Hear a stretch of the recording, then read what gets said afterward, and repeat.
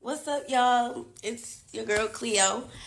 So y'all know me. I've always been vocal about everything, about literally everything. Nobody can shut me up. Nobody can silence me. Like, was you silenced or was you silenced? Okay, and nobody's gonna do that to me. This video isn't to bash anyone. This is for me to speak on my experience and what I went through.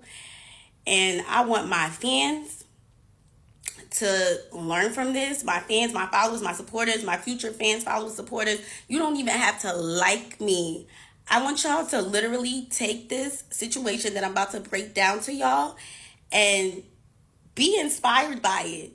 And understand that no matter what the opportunity is, nobody should make you feel less than or make you feel like shit because they gave you an opportunity. It does not matter. It does not give a door, an open way for somebody to try to humiliate you or try to make you feel less than. And I feel as though being such a confident black woman, I'm sorry. I didn't look, I'm ashy as fuck as a black woman. I didn't even want to start tearing, okay? Anyways, as a black woman, a confident one who knows exactly who she is and exactly what she wants in this world, people are so intimidated by it. And it's either you're intimidated and scared of it or you love it and you just love it. You know what I'm saying? Unfortunately, I was around somebody who was clearly intimidated by me, and just who I am as a person. And at first, it might have been something that they liked, but as you can see, I only go up, and I could be seen as a threat to somebody who clearly isn't confident. I can fall out with a friend over miscommunications, misunderstandings. That's okay. We can work it out. Honestly, it's not something that is has to end everything. You know what I'm saying? But you actually have one time to show me that you are jealous, intimidated, untrustworthy, fake, disloyal, and genuine, manipulative, and calculated. And I promise you that will be the last time you ever play with me. Now I will break down how it ended. And for a lot of people that don't know, me and Ice did not grow up together. That is not my childhood friend. I met her 2 years ago. Before she blew up, I was very supportive of her. Before she even blew up, I was somebody that genuinely liked her. I was like, this girl is so cute. I seen her video on my Explore. She didn't even drop her viral song yet. And I was so supportive of her. Now, anyways, I'm just going to tell the story because you guys deserve to know. You guys deserve to know why we are not friends anymore, because a lot of y'all loved us being together. You guys do deserve to know why we're not friends. Y'all do deserve to know who y'all are so obsessed with. Y'all love her so much. Y'all deserve to know who that girl is as an actual human being. As an actual human being. Fuck looks. Fuck looks. Fuck all of that. As a human being, at your soul. Y'all deserve to know. So the ending of July, I get a call from Ice very early in the morning. Cleo, come on tour with me. I miss you. Come. And I'm just like, girl, I'm not about to come on tour with you and watch you perform all month. Like, I got a nigga. I got stuff that I could be doing. I could be getting money. I have opportunities in New York. I have brand deals. I have things that I need to focus on. So for me to travel all over the United States with you to watch you perform kind of crazy. She's like, no, I want you to perform. And I gagged. You want me to perform? She ain't never, ever, ever, ever brought me out on stage. I was like, oh, wait.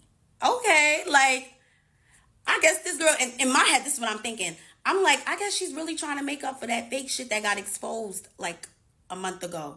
Like, she's really trying to be a actual friend because that shit was weird as fuck. And I checked her about that shit. And even for her to apologize was like pulling teeth. Like, girl, you got caught calling your friend jealous for no fucking reason. And her excuse was that I didn't speak up when I was asked if she was Nigerian. Like, girl, I met you a month before that video. I didn't even know you was Nigerian. So that was kind of weird to me too, that she was upset at me for not knowing if she was Nigerian. And she said that you could have at least said I was black. Like, girl, I didn't even know you. Am I your PR? Am I supposed to be clearing up every time somebody's asking about you being black or Nigerian? Like, that's not my role. And I don't even know you. So I was so confused. Anyways, we moved past. Anyways, after that situation that had happened, with her ex-best friend exposing her for calling like just about everybody jealous, that was kind of like sick too. Because why do you think everybody's jealous of you? She literally tried to link me being jealous of her with that interview of me not knowing if she was Nigerian. And I'm just like, girl, are you crazy? And she never said that she felt the way. And it was just like, I didn't even know that she was mad at me. She's just in messages talking about me. So she tells me, like, I think everybody's jealous of me. Don't take offense to it. I say that about everybody. I say that everybody's jealous of me. I even say that about my mom. Like, that's kind of sick. But okay. Like, okay. Fast forward though, I started thinking that a lot of the things that Ice was doing was calculated. Like, even the thing after her best friend exposing her, it was like, oh, like, let's go to the basketball game. Come with me to this basketball game. I'm thinking like, oh, she just wants me to come with her to a basketball game. Like, maybe she's trying to make it up. I don't know why I kept thinking like she was trying to make it up for being like caught being fake. But it was just like, even the basketball game, it was like one day later, she's like dropping a song. It's like every time she's like inviting me out, because we never chilled on some like chill shit, bro. Like, it was never like just some chill. It was always like in the blogs the next day and the song is dropping too. So it was like, what? This girl kind of uses me for her rollouts. So I'm just like, okay. When the tour thing came out, I'm like, oh, she's actually trying to like give me something now. Like, okay. She's trying to make it up. She's trying to be an actual good friend. I made a flyer announcing that I was going to be coming on tour with her. It did not even get reposted. It didn't even get a comment or like, and she was tagged in it. The bill, it didn't even have my name on it. Like, just about nobody knew I was coming on tour. It was like a special guest. Like, she didn't even like shine any sort of like her own light on me. It was like kind of like all me. Like, I want my fans to come out. Like, she didn't really try to like mesh me in with her actual fan base or try to like put her fan base onto me. Very calculated, you know? It was just given like, oh, let's let Cleo eat, but we gonna give her crumbs. Like, we gonna shine light on her, but let's dim it.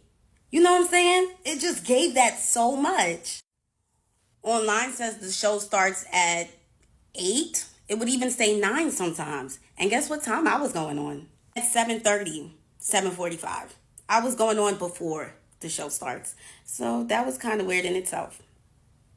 I had no idea what to expect going on tour. I had no idea until I got on tour and started seeing certain things. And I'm just like, wait, why don't I have that?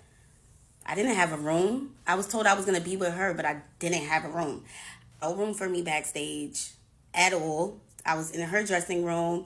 I didn't have no writer. I was with her. And before I came on tour, I asked her what were the things that I was going to have to pay for, because this is so last minute. Like, you're only giving me one day to prepare. Like, it's July 30 something and we going on tour August 1st. Like, girl, like literally one day. So I'm just like, what do I have to pay for? Nothing. You're going to be with me. You're good. You're going to be with me. So I was like, okay, everything is handled.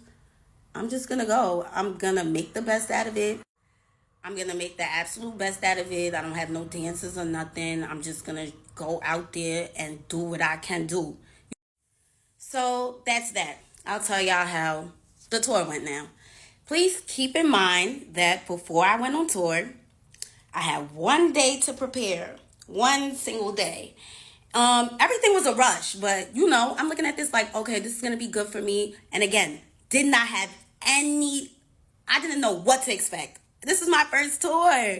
Like, I wasn't allowed to bring anybody. She said if I brought anybody, I was going to have to pay for their hotel and transportation. I'm just like, girl, I didn't even have time to prepare for this.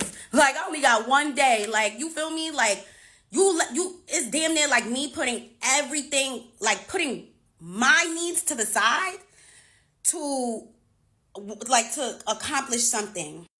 I have things to pay for myself as an independent artist. So of course I'm thinking like of ways to not come too much out of pocket for a tour that doesn't even have me on the bill. Like I'm not even on the lineup, like, okay. Anyways, let's go into how the tour went.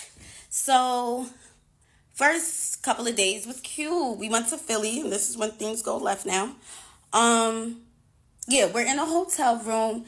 We not sure if we're gonna like bring our bags to the venue, because I guess like we were gonna come back to the hotel. But she told me, don't leave your bags at the venue. You might need some. You don't leave your bags at the hotel. You might need something in it.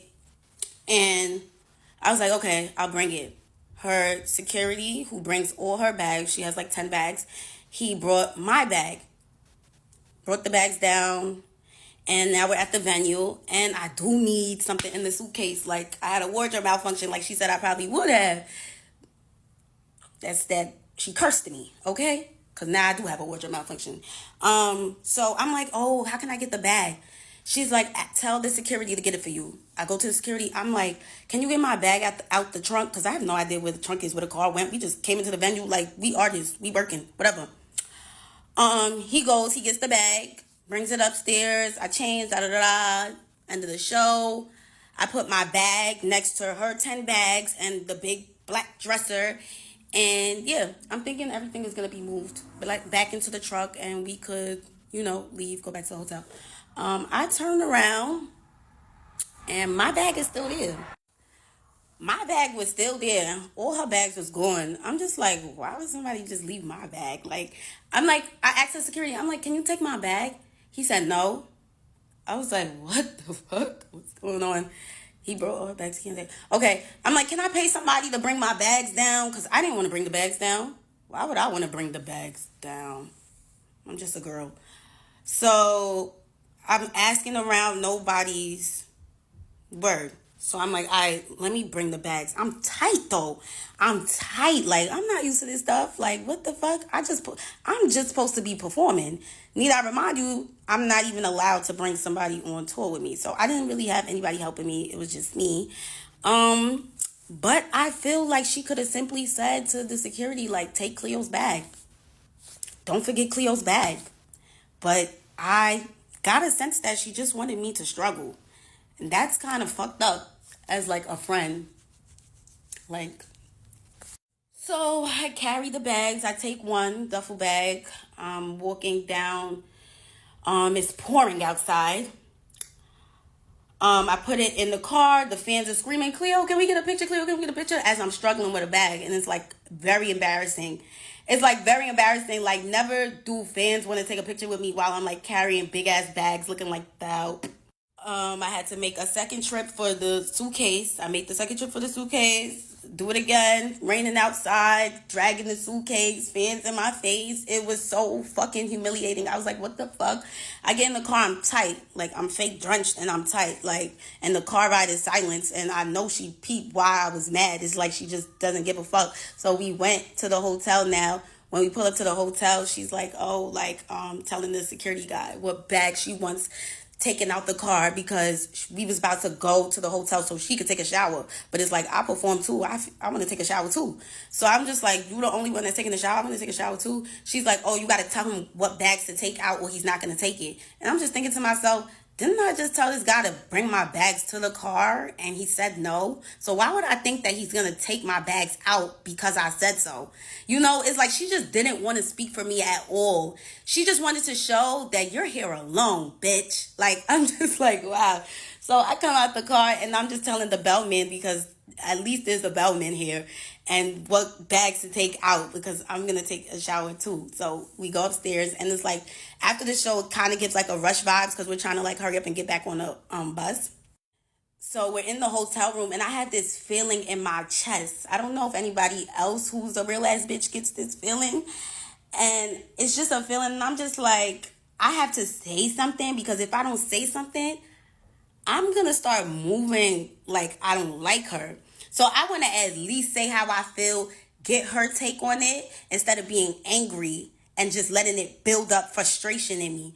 So she's in the shower, and I'm like about to take my makeup off so that we can, like, I'm not waiting for her to get out the shower to take my makeup off, and it's just delaying us because we're trying to hurry up. So I went to the bathroom, I'm taking my makeup off, and I'm like, yo, you asked me to, like, take my bag. I mean, not you asked me. I'm like, yo, you told me to take my bags with me to the venue. You said that it was smart for me to take my bags, and the reason why. And you even told me to tell your security to bring the bags upstairs. So why would it be a problem for him to bring the bags back to the car? And she goes, that's my security. He works for me. If he feels like he's doing more work, he's gonna want to get paid more. So I'm like, how much does he want to get paid more? Because if I'm gonna be with her this whole tour, I will pay him more. I'll pay him more to carry my bags. I don't want to be carrying my bags. I don't. Like, y'all seen all the fans seeing me carry my bags? That was crazy to me. So I'm like, all right, we got to figure this out. So, like, how much you want to get paid more? He's like, he gets paid a flat rate. I'm like, is this girl serious? She said it like she had no idea what flat rate meant. If he gets paid a flat rate, that means that he'll move a house for you. He's getting paid to work for you. He got paid to work for you. He's moving anything you tell him to move. He's moving anything that you tell him to move. So I'm like, girl, I was carrying them bags out. Like, the fans was all in my face. She started making it seem like she understand, like, oh, yeah, that's crazy, da-da-da. But then she goes back to being weird, and she's just like, he can't leave my side. Like, he can't leave me. That's why. Like, girl, what you mean he can't leave you? So now I catch her again. She's just weird. I'm just like, what you mean he can't leave you? We was up there waiting for him to bring all your bags. He left you several times to bring your bags to the car. He left you a lot of times already. She's like, oh, why would I wait for him to bring your bags to the car? I'm like, the conversation was done after that. It was done. I said, okay, I know the type of girl that I'm dealing with. She's very selfish. Why would we just waited for him to bring your bags? What you mean, why would we wait for my bags now? Like, girl, what? I got out the bathroom. That was the end of it. I didn't bring up that situation no more. I charged it to the game. And charging something to the game is normally something you do regarding business. But I thought that this girl was my friend. So I'm like, why would I have to charge something to the game in this situation? Like, this is supposed to be my friend. But gradually I start seeing that she wasn't really my friend. And that was like the beginning of it. Now, what I didn't know, which I later learned after bringing up everything I went through to her, I learned that this situation where I said something about my bags was the reason why I got mistreated the entire tour after that. And I had no idea that she was so tight at me for saying something. Because she's the type of person who doesn't like to be said. She doesn't want anything said to her. She feels too big. She feels too highly. She's on her high horse. Nobody can say nothing to her. But that's the type of person I wouldn't want as a friend. Like, I don't want a friend that I can't tell about themselves. Like, I can't tell you about yourself because you're famous. Like, that's sick. It doesn't matter how famous you are. We're still all human beings at the end of the day. And you still could get checked and you still could get told about yourself. Whatever, though. So we went to the next places. Got back to New York. The New York show was like, I was so, like, indecisive if I wanted to continue the tour because of the bag situation. And I'm just like, oh, because I'm not going to have anybody, but me and my managers was working on getting somebody, like some assistant.